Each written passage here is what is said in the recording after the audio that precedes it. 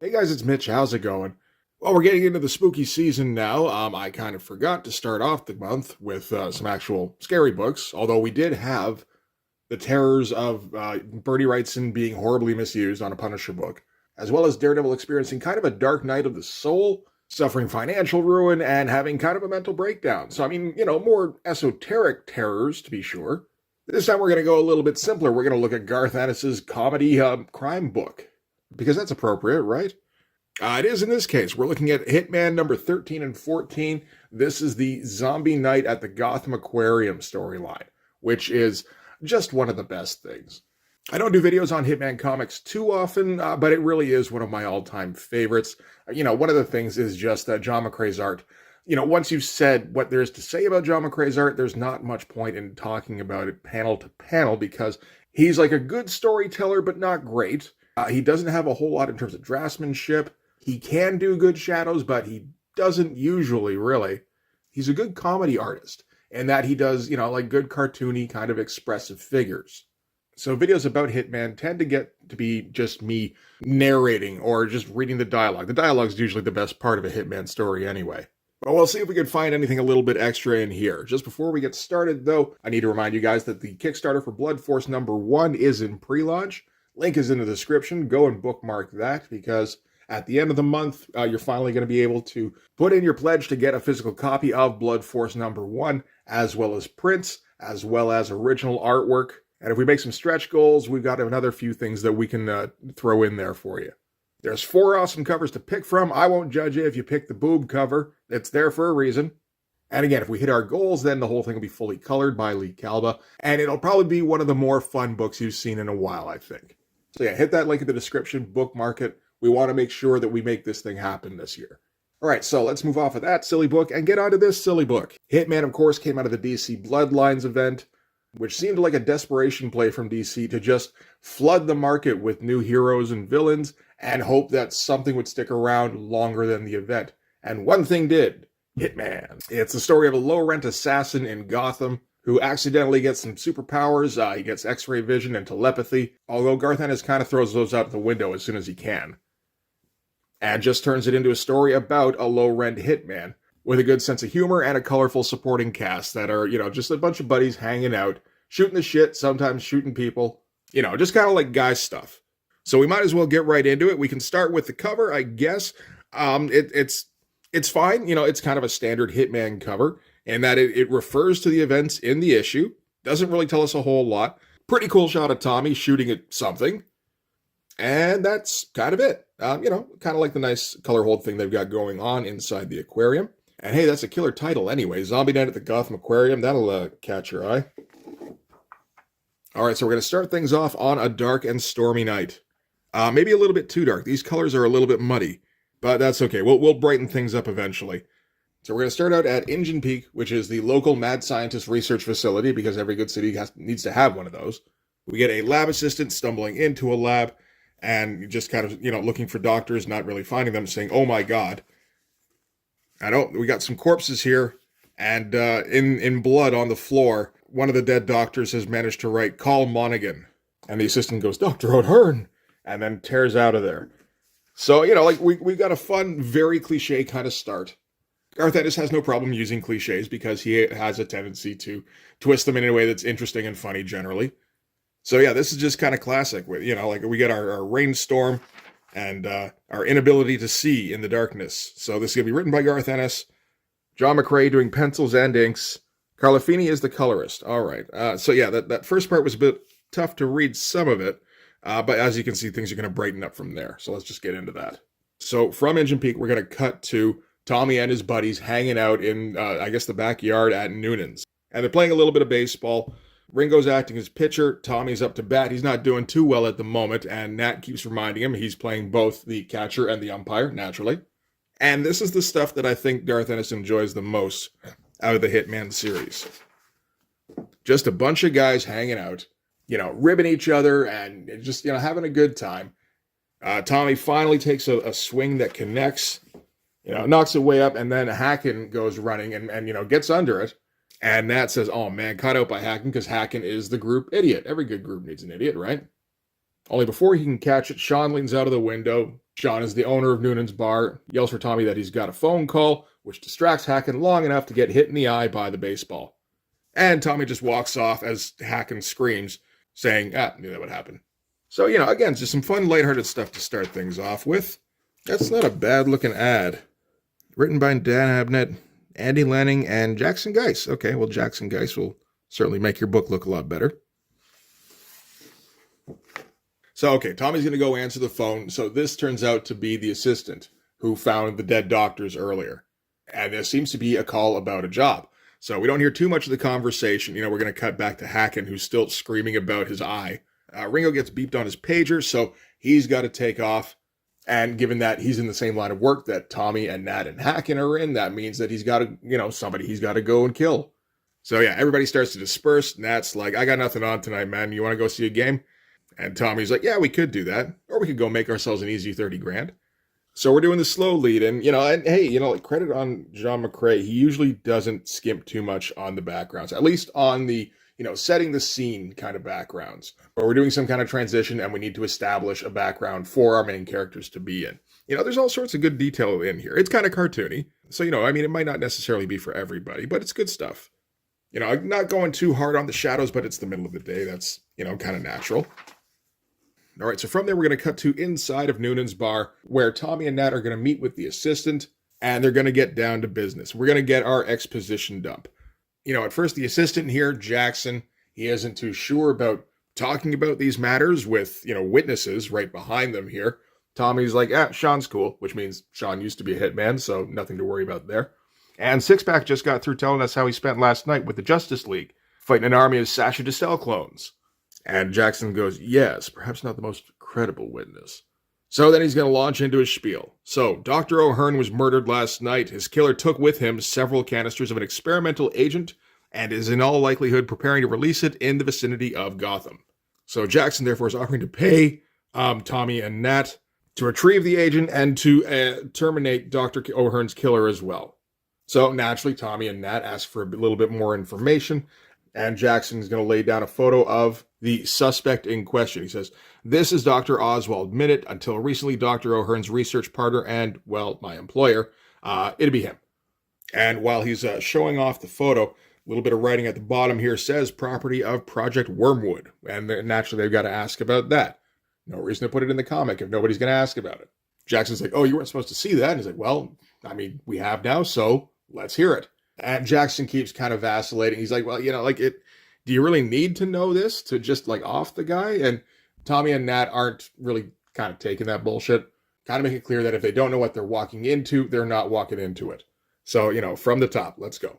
So Jackson launches into his spiel.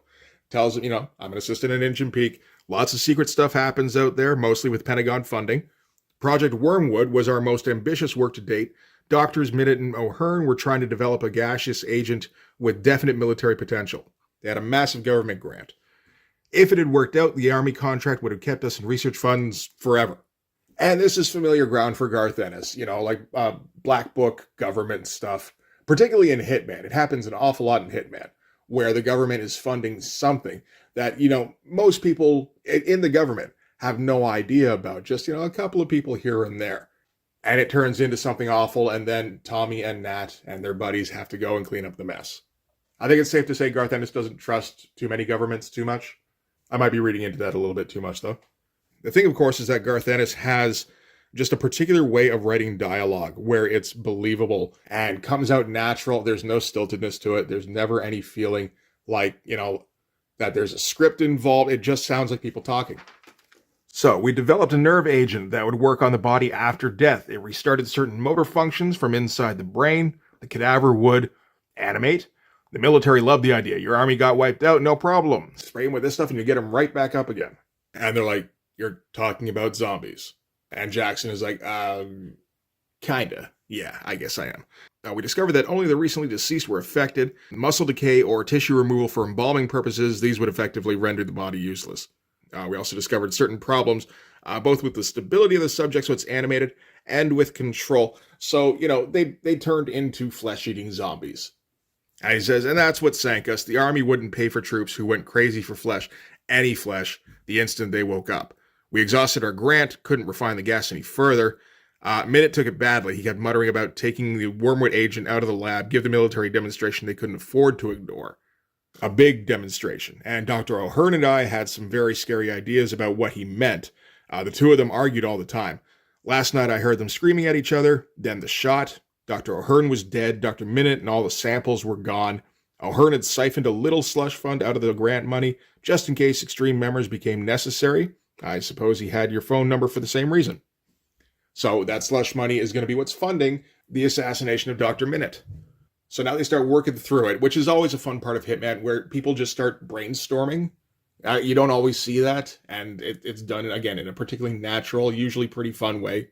Tommy's like, so he's going to, kill a bunch of people and, zombify them to prove this stuff works? And Jackson's like, I don't think so. Minute's pretty obsessed, but he's not a total psychopath. Even he would balk at mass slaughter. So, okay, we're not making fresh corpses. Tommy's like, the graveyards ain't much use because the stiffs are all too old. And Nat goes, the zoo. Dude's a scientist, ain't he? Lots of lab animals at the zoo. So we're on our way to our objective here. These are some fun pages here. This is a genuinely creepy looking shot. Again, it's done that kind of cartoony style. But John McCrae has a tendency, some stuff he'll do cartoony and some stuff he'll do a little bit less so. And this is kind of that way. The zombies always get treated fairly seriously. The zombie people, anyway. Zombie animals in this book, maybe not so much. And this is a great shot here where Dr. Minute starts going to work on the reanimated zombies with an axe here. Very dynamic, low, massively tilted shot, and just guts and viscera flying every which way. That's great stuff. So Tommy and Nat decide that they're going to head out to the zoo, and, they're going to take the contract. Jackson's relieved. He wasn't, for sure that they were even going to accept it. And he's like, as long as this is handled with discretion, because, the guys running Engine Peak, they can't find out about this. And Tommy's like, yeah, we get the point. The deal is $30,000 for a minute, but I got to tell you, Jackson, you're a very sick puppy. So, got to keep things a little light, but also got to reinforce that Tommy's a good guy. And, he's not going to just okay, we're going to go whack a dude because we got paid money for it. He had to make sure that Minute was worth taking out, for one thing. And he's going to take the opportunity to just kind of drive home that this shit never should have happened in the first place. So from there, we're going to cut to the zoo. And Tommy and Nat don't even really know what they're looking for. They're just kind of standing outside waiting to see if any scientists happen to go in and buy a ticket. And if they happen to walk in carrying large canisters, well, hey, maybe that would help narrow it down, right? And while they're waiting, Nat asks Tommy about the thing going between him and Ringo, where, they're friendly enough, but there's always this thing going on, they're scoping each other out in case one day they got to get into it. What's up with that? Which is good stuff. And, we'll come back later in the series, 20, 25 issues from now, I think. Because Garth Ennis is always thinking in terms of character, for one thing, and also in terms of just, long-term plot. He never loses track of long-term plot for the sake of short-term goals, which is, very nice to get from a writer. And, Tommy's like, I don't even really know. It's kind of an Old West gunfighter thing, yeah, we're buddies, but at the same time, we both got that rep, we're both the fastest draw or whatever, and there's always that thought in the back of your mind, who's better? But ultimately, Tommy hopes that they'll never actually have to find out. He doesn't want to have to go up against Ringo. For one thing, he might fucking lose. Ringo's just kind of one of the best. And for another thing, if he won, then that would probably mean killing Ringo, and he doesn't want to fucking do that. So from there, we're going to, get back to the story at hand now that we've laid that little seed. Tommy's like, you know what, I'm not even sure about this zoo thing anymore. He's like, okay, Minute gets in the zoo, stays till after it closes, but how's he going to do the animals? It's too noisy to shoot them. Nerve gas will drift out and kill anyone lives local. And Nate's like, yeah, but he needs a whole lot of dead something so he can bring him back to life. And Tommy's kind of wandering around. They're still just kind of shooting the shit. It's good stuff. And Tommy finds a little brochure for the Gotham Aquarium. He's like, uh-oh, whole lot of dead something, right? This'll do it. Which is fun stuff when they give you the title right up at the front, Zombie Night at the Gotham Aquarium. All right, so after hours, we're going to have a security guard just kind of wandering around. These backgrounds still look pretty nice, I got to say. It's nice to see John McCrae putting in the work. He doesn't necessarily have to, so it is appreciated. Anyway, he's wandering around and he notices that the temperatures in all of the water tanks in the aquarium have gone through the roof. So all of the animals in the aquarium are just going to die. They're going to get boiled. And, Minute shows up behind him. He's like, exactly. And the guard isn't thinking, and he's just like, we got to get that temperature down. I can't let that happen. So Minute's forced to shoot him, which it should be pointed out he doesn't really want to do. All right, meanwhile, outside the zoo, Tommy and Nat are sneaking in. Naturally, Tommy has to go up first because he can't hoist Nat up there the way Nat can hoist Tommy up there. He's like, I didn't bring a forklift. Keep it down, eh? And, on their way in, we're going to drop a little bit more lore, because why not? Nat's like, why'd that little goof even have to call you? You in the book? Tommy says, Pat used to give the numbers out to places like Engine Peak, nuke plants, research stations, Those guys have accidents all the time. They've always got some jerk crawling out of a chemical explosion or whatever, growing tentacles and shouting about how he's going to fight crime or take over the world. I don't know. So they call me and I whack the idiot before he's had time to join the JLA. Maximum deniability all around. I get paid. Everybody's happy. Oh, and by the way, we got somebody coming up around the corner here. So we do slip in the superpowers every once in a while. He found that out because of the X-ray eyes. But still, this is the halfway point of the book of, theoretically a superhero who never uses his superpowers. Quick cut back inside the aquarium. Temperatures are still going through the roof. All the fish start dying in the tanks, including the dolphins and the sharks, and then they start coming back with their red eyes, which is great looking stuff. All right, back to Tommy. Comes around the corner. Turns out it's Ringo. So this is what he got called away for, too. And, the guns get pointed at each other, and they just kind of freeze for a second, like, oh, shit, the moment's here. And then Tommy cracks a joke, because that's what Tommy does. And it, kind of eases the tension a little bit. Ringo explains that he's here to kill Dr. Minute as well. So Tommy's like, well, since we're both here to kill Minute, I guess it doesn't really matter who does it, right? We're both going to end up getting paid. So you want to, quit pointing guns at each other? And Ringo's like, absolutely. So it's like, yeah, no, we're all buddies here. We're all on good terms. Nat asks Ringo who he's working for. Who else wants Dr. Minute killed? And turns out Ringo's working for the Engine Peak facility directors. So the people that Jackson didn't want finding out about this little mishap. Turns out they saw Dr. O'Hearn's death on security cameras and wanted the Minute problem cleaned up as soon as possible. Nat asks how much he's being paid. Ringo's like $100,000. And Nat starts going off. He's like, you hear that? Man, trust you to get hired by the tightwad. Which is, just fun character shit that just is on every page in Hitman. It's great stuff. So Tommy's got to change the subject from that. He's like, what were you saying about Billy the Killer Whale? And Ringo's like, well, he's dead in his tank, unfortunately. All the temperatures have gone up through the roof, so all the fish are dead. So before they can decide what to do next, Nate gets attacked by a zombie octopus, a zombipus, if you will. Tommy and Ringo have to shoot it to pieces, and it falls right on top of Nate with a splat. Shooting, I guess that's probably meant to be blood. There's not going to be a whole lot of red blood in this. This is still, I think this is Comic Code, this is Comics Code Authority approved, right? Ooh, it's not. That's a little surprising. DC is still generally using the Comics Code at this time. They would hang on to it until the, 2003, I want to say, around there. Yeah, none of the earlier issues of this got approved by the code either. That's interesting. And again, this is all just black blood. So they're not doing the red blood thing. This is not a particularly gory comic, considering it's about, a bunch of assassins. I guess blood does fly every which way. Maybe DC was just kind of covering its bases. It's not like it's a Vertigo title or anything. So they're able to eventually get the octopus off of Nate. He's just totally fucking creeped out. And Tommy can't start giggling just because, it looked funny when it fell on him. And Ringo's going to kind of cut the playful atmosphere, saying, okay, I was just wondering, wormwood works on the brain, so destroying the brain presumably nullifies the reanimated subject. The question is, have we destroyed this thing's brain? Does anybody know where an octopus's brain is? And that's like, Sean's got the Discovery Channel, ain't he? What do you think? Tommy's like, I don't know, I only watch Shark Week. So they're just going to, better safe than sorry, and just empty their clips in it, basically. So now they're going to lock themselves in a storage shed, and they're going to brainstorm some more. The objective is still to kill Minute, and they're like, okay, so Minute's going to be somewhere on the premises, probably recording. And it's like, yeah, okay, but you really want to go looking for him out there with shit like that crawling around? And Tommy's just like, I don't know, how many more things like that are there? Like, okay, an octopus is one thing, but the fish can't exactly climb out of their tanks, can they? I kind of doubt we're going to get zombie dolphins flopping along the ground at us, which, of course, is going to be happening towards the end of this story.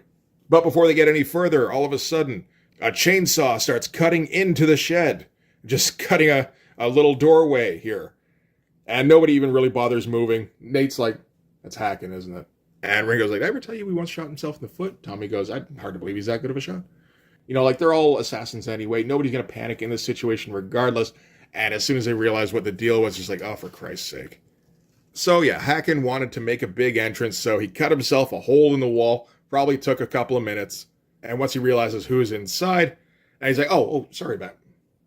Hey fellas, you mind if I like tag along?" Like he kind of heard what Ringo was doing, and since he's broke, he figured maybe they wouldn't mind letting him get in on it as well a little bit. And it's a good thing Hacken's here because Hacken's gonna, the playful banter is fun, but it's nice to have that slapstick idiot presence in this kind of story as well. So Hacken's like, "So what is this contract even for?" Tommy's like, "Well, we got a little bit of everything. It's like a mad scientist, experimental gas, zombie, marine life, assassination kind of thing." And Ringo confirms, "Yeah, for which you will not be getting paid out of my fee." And Hacken's like, "That's okay. Sounds kind of fun anyway." And then they got to ask, "Okay, so like what's even with the chainsaw?" Hacken's like, "I heard voices coming from in here, and I just thought it'd be best to make a really cool entrance." Tommy gets pissed, and he's like, "Let me just show you this amazing invention. It's called a fucking door." Opens the door and looks out, and oh shit, it's an entire collection of zombie marine life. So yes, we've got our octopuses, we've also got seals, we've also got, I guess those are sea lions, walruses, crocodiles, and penguins, not zombie penguins, all staring them down with those red eyes. That I imagine was a fun page to draw there. Like, how do you make seals look intimidating? I don't know, but McCrae tried to find a way. So that's it for issue 13. So that moves us on to Hitman number 14. Maybe one of the more memorable covers, probably in the Hitman run. Probably a little bit shocking if you don't have the context, but we do have the context. We saw it at the end of the last issue. All the seals are zombies. That seal's got to die. McCrae went out of his way to draw kind of a prototypical cute seal just so that you could have this on the cover and have kids walk by and go, "What the fuck?" Not enough to have Tommy wielding a club aimed at a seal. We've also got to have Nat with the shotgun and Hacken with the chainsaw. So you couple all that with a nice bright red cover, and yeah, that's going to catch a few eyes. That's a pretty good one. And making sure we get the nice big wind-up on Tommy, too. I'm sure there's ways you could do this so that the composition is stronger, so that you're paying more attention to Tommy, but this certainly gets the job done anyway. All right. So anyway, yeah, last issue, we mostly spent building up the scenario. Couple that with a little bit of long-term building and a whole lot of just hanging out with our characters, which is kind of typical for a Hitman book. And Garth Ennis is going to give us the briefest breakdown you've ever seen, as I assume Hacken yells, "This is a freaking nightmare. What's happening here?" And Nat replies by saying, "This dude Minute is insane. That's what fool cooked all the animals and brought them back to life with zombie gas." And I mean, what more do you need to know? And then Tommy immediately goes, "They're in." Hacken goes, "Oh my God, how?" "Because somebody cut a hole in the wall, Hacken." Leading directly into Zombie Night at the Gotham Aquarium. Maybe could have done a little bit better with the lettering here so that it didn't conflict with the muzzle flare so much. It's a little difficult to read, I suppose, but I still like how it all works together. And get a cool shot of Tommy and Ringo going to work here. But yeah, that's a pretty good, in case you missed it kind of breakdown. That still fits in nicely with the narrative. Again, Garth Ennis has a flair for just, making everything sound naturalistic. It's pretty great. So they go headshots, they start pinging off penguins, and Hacken, of course, dives in with the chainsaw. Absolutely insane looking shot of him jumping. Hacken's one of the guys that McCrae can go nuts with because he has that more cartoony style. Hacken's kind of a cartoony character. So immediately it brings the chainsaw down on an alligator, but one of those seals comes leaping out of nowhere and fastens onto Hacken's hand. And he's rolling around. Ringo takes aim. Tommy kind of stops and goes, "You might hit Hacken." And Ringo's like, "I won't hit anything vital, in that no part of Hacken is vital." And Tommy goes, "No dice, Ringo. It's got to be the bat." I believe there's notorious footage of a seal being clubbed to death that probably would have been released not too long before this, which is why Ennis is focusing on it so much here. I guess, thankfully, we're not going to see it. We just get to hear it. And that's the last of it. They're able to barricade up the hole here, and Hacken's kind of grabbing at his hand. Again, this is the kind of stuff that John McCrae can go a little bit nuts on, where he just twists up the hand and throws a little bit of extra shadow in there. That looks pretty great.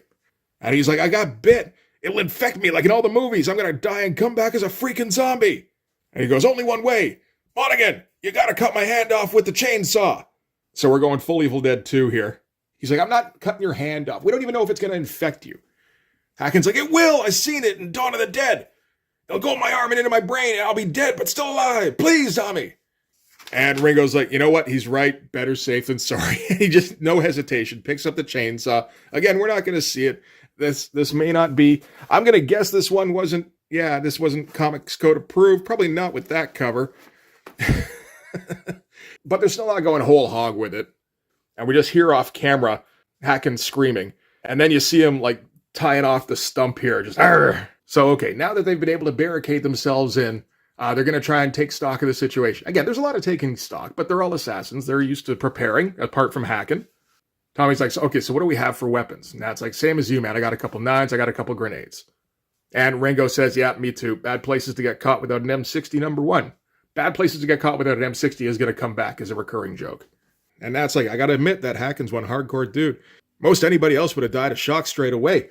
And meanwhile, Hacken is like taking a 9mm and shooting at his hand, being like, gotta make sure of it. I don't want it coming after me. And Ringo's like, does that seem to be a mind remotely susceptible to shock?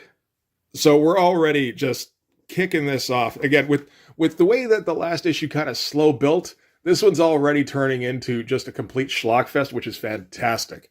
And one of the great things is, it's not like Hacken's going to get that hand back. You know, like he's established himself already as a supporting character that's going to come back. He's not necessarily a likable one all the time, although he's going to push more in that direction as he becomes kind of the team mascot. But we're kind of setting up that actions in this universe have consequences. You know, we kind of laid the groundwork early on when Pat got killed in the first storyline, and we're kind of reinforcing it now. And what that does is that when, you know, you put your characters into kind of hazardous situations, sometimes you do kind of fear for their lives because they might not make it, and sometimes they don't. All right, so they decide they're going to bust out now. They're just going to, Nate's going to toss his grenade, Hacken's going at it with the chainsaw, Tommy and Ringo have the nines, and they're just going to try and cut a path straight through. Hacken, again, just flinging that chainsaw around, one-handed, because he doesn't have another one. Manages to pop the heads off a whole line of penguins here. Almost gets Nat as well. And trims off the top of his hat. I think that will come back when John McCrae remembers. At one point, Ringo goes down because Ringo is Chow Yun Fat, right? So he's got to do like a sliding, shooting dual barrel kind of thing. But he goes sliding a little bit too close to an alligator. Gets very close to getting chomped. But Tommy comes back up behind him, which kind of reinforces the friendship after the brief standoff we saw earlier. Ringo says, thank you. Tommy says, you're the only other one of us plays pool worth a damn. So they're still going, but they're starting to get overwhelmed, so they're going to make their way for a door here. And they're able to shut them out, and they're in one of the larger pools now. So at this point, Ringo pulls out a map that he picked up when he came in. There's probably been points earlier on during the planning phase where a map would have been handy, but this is as good a place as any, really. It's not like there was any moment where they're like, we don't know where to go. So they decide the best way to go is to cut through Shark Encounter, and that should give them a clear run at the main gate. And Hacken's like, Shark Encounter? And Ringo's just like, well, the sharks can't leave their tanks. These other creatures have legs and can therefore follow us anywhere. So like, Shark Encounter it is. Don't think we got the bullets for another face-off. And at that moment, they are still in one of the larger pools, so a zombie dolphin is going to leap out of the water at them. And they all shoot it down as it goes diving Free Willy style over their heads. One of the great things about this story, it's short, but it does give you everything you want to see out of a zombie attack at an aquarium. So after they smoke Flipper here, Doc Minute is watching overhead. He's in the control booth, and I guess he's walking around. There's rafters and support scaffolding overhead, and he's got himself a bucket of chum. And he doesn't like the looks of these guys. They shouldn't be here. They're interfering with his experiment. So he's going to start, following them around. Meanwhile, they're cutting through Shark Encounter, and Tommy's going to be an asshole. He starts humming the Jaws theme and getting on Nat's nerves, which, again, is just great character moments. This is just the kind of stuff you remember. You go back on and go, oh, shit, I remember that shit, yeah. So, yeah, at that point, Doc Minute has gotten overhead, and he starts raining the bait down on top of them. All sorts of, fish heads and shit come flying down and start snapping at him. And while they're distracted trying to get all the severed fish heads off of Hacken, because, of course, Hacken's panicking again, Doc Minute comes by with his gun, and he's got them all dead to rights. And he kind of gets the measure of them immediately. He's like, not much without your guns, are you? Oh, shit. They should have saved that for a page turn. Oh, well. So Doc Minute has figured out that these are the guys that Engine Peak has sent to murder him 4 heavily armed men, well unarmed, but nobody's going to know that, succumbing to the army of corpses waiting outside. That's a perfect demonstration of Project Wormwood. The military should be delighted. Out you go. And, Tommy's, again, he's got to be a prick no matter what. He's like, I got a question. Doc Minute's like, shut up. He's like, no, really, you got to know the answer to this one. So, if we get bit by one of these zombies, do you turn into one of yourself? And Doc Minute's like, no, of course not. Only the wormwood gas can revive a body, and it has to be dead first. Why? They're like, no reason, as Hacken looks at the stump where his hand used to be. So yeah, absolutely did not need to lose that hand. And he's like, good. Now, if there are no more delays, but of course, they're in shark encounter, and that's the one thing we haven't seen just yet. So we got an awesome splash page of a zombie shark busting through the glass and taking a big old bite out of Doc Minute. We've got a lot of fun visuals in this, but for the most part, it's been kind of humdrum. But this, I feel like, kind of makes up for it. This is another one of those wow factor pages that you're just going to remember and come back to. Great looking shading on that. Very dynamic. And with the glass broken, now the room is going to flood. Nat and Ringo and Hacken managed to get up on the scaffolding, so they're safe, but Tommy's stuck in the water with a fucking zombie shark circling around. And you get this awesome shot of the shark bearing down on Tommy as he's trying to swim away. So Ringo throws in a grenade, which does go off, does tear up a huge amount of the shark's back, but it's not enough to kill it, of course, because they're not destroying its brain. They're not 100% sure where its brain is going to be. Somewhere in there, I guess. But it does slow down the shark enough that they can grab Tommy and hoist him up just in time. And Tommy takes a quick second to look back and look dead in the shark's eye. Straight out of Jaws. A lot of ads in this. So then the shark attacks the scaffolding underneath them. Doesn't really knock him out too bad just yet. But then he starts coming around again. Takes another hack out of the pier. So, they got to figure out something to do. Again, awesome shot. He's saving the nice big shots here for the end. This is the climax of the story anyway. So this is where you want all the good visuals to be. The concept is enough to carry you through the first issue, I think, to, check out the second issue if you're new to the Hitman series. And the second issue absolutely is delivering. So anyway, yeah, they're stuck on the scaffolding here. They got to try and figure a way out. Tommy's like, I see our guns. And Nat goes, never get them in time, man. Down too deep. And, bad places to get caught without an M60 number 2.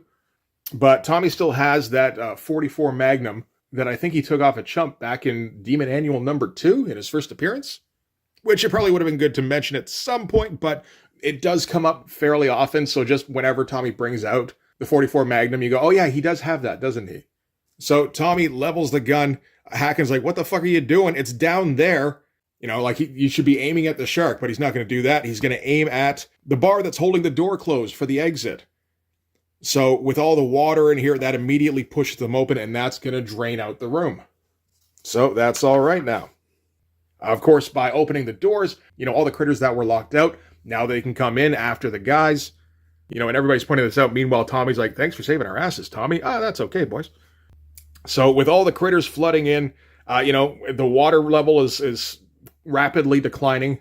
And they made a point of noticing where the guns were earlier. So they're going to jump down into the water, and they got to get those guns. Get a moment of them all kind of closing their hands around them. And then they all pop up. And then, they did say earlier they didn't have the ammo for this kind of confrontation, but we're not really at that point of the story anymore. And I think we've established at this point that we're not really working in complete reality. It set it up like we were. And then Garth Ennis just kind of flipped it. And I think at this point you don't give a shit. Because this is what you want. You want our 4 guys. They've been kind of harried and chased all over the place and fucking terrorized by a zombie shark. And now they're finally getting, their footing underneath them again. And they're going to fight back. And seal and penguin heads start popping all over the place. And that's when a hand falls on Tommy's shoulder. And it's Zombie Dr. Minute with a big old chunk taken out of him. Again, that's a memorable shot. That leg probably shouldn't be supporting the weight. There's no bone in it. But hey, fuck it. It's a cool visual. This is the thing about the John McCrae style. I can't go out of my way most of the time to talk about how great it looks, because it often doesn't look great. Like every once in a while you get a shot like that shark. But, most of the time it's just kind of serving the story. And, it's fun, it's enjoyable, but the art isn't usually the point. But that also means that I'm willing to let a lot slide when it comes to John McCrae. Since we're not trying to draw realistic, since we're not trying to draw, badass, dynamic, whatever you want. we've come to accept the cartoony style, so you gotta accept cartoony physics sometimes. You know, if you're willing to accept penguin heads exploding, leaving the eyes and the beak, I think you can accept a zombie standing with a big chunk taken out of him like that. Ringo asks the doctor, so how do you like it? Because, you know, this is his baby. And Doc just replies saying, it hurts. And Tommy goes, yeah, I bet it does. And blows his head off. So out front, police finally show up. The guys start walking out. Got a nice amount of black going on in this panel. I kind of like that. As they're going, Nate finds the shark. Can't move anymore because the water's not deep enough. And he just kind of strolls over, tosses in one of his leftover grenades, and blows the head off the thing. Meanwhile, the cops are filing in. They're just like, what the hell even happened here? Oh, pull up a zombie seal that's chewing on, I guess not Hacken's hand. I'm not sure whose hand that is. Maybe Minutes. And then they look up. They see our 4 cold-blooded killers standing there with their guns being like, where the hell were you? You know, we could have used some police backup a little while ago. Cops are just like, take it easy, fellas. And Tommy throws down a gas grenade. And they're going to escape in the confusion. And we're going to hear our cops here trying to sort themselves out, being like, grab them, man. They're going to get away. And one goes, I got one. It's like, that's my butt, Ed. Ed's like, oh, sorry, Joe. And then you get a beaten Joe going, well, let go. And then later on at Noonan's, everybody's gone home, I assume, and showered. And, you know, they're all good to go now. And we're going to get our last conversation on the matter between Nat and Tommy. Nat's like, looks like the Engine Peak dudes bought off the cops. They should have done that in the freaking first place. But then we wouldn't have got paid no $30,000, huh? Tommy's just like, guess not. You know, he's just like moping the whole time. Nat's like, what are you doing with your half? And Tommy goes, I'm mailing every cent of it to Greenpeace before I'm too sober to care. And you get the very slow moment-to-moment transitions where Nat puts down his beer and pushes his money into the pile. Tommy goes, I guess we must be crazy, huh? And Nat goes, nah, man, you're crazy. I'm just stupid. And that's where we're going to end things. So, yeah, that is... God, I love that cover. That is Hitman number 13 and 14, Zombie Night at the Gotham Aquarium. One of the many, many reasons I love the Hitman series. Like I said, it gives you everything you want from a zombie attack in an aquarium. Except, I suppose, human zombies, but like we've seen enough of that shit, right? Who saw a zombie octopus before this? I bet Fulci did that shit before. Anyway, that'll do it for the story. I don't foresee doing more Hitman in the future, really. I'd like to. I'd like to go back and do local heroes. I'd like to do Who Dares Wins. Those are both very interesting storylines. So we'll see. We'll see if I can come up with a good reason. In the meantime, we're going to keep hitting some Halloween-style titles. You know, horror books or just books that are kind of in the genre or vaguely related to the genre. I'm okay with that too. This was a good lead-in, in my opinion. But in the meantime, anyway, that's going to do it. Thanks very much for watching, guys. If you like this video, please hit the like button. Helps with all the algorithm stuff. If you want to see more, hit subscribe. And if you really want to help out, in the description, there's a link to my Patreon. And if you go subscribe there, that'll give you access to everything I do. So, a whole bunch of videos, everything to do with the Blood Force comic, including everything to do with the Blood Force Kickstarter. You can also follow me on Instagram and DM me there for commissions. Commissions are open. So yeah, that's going to do it. Thanks again for watching, guys. I'll see you in the next one. Bye-bye.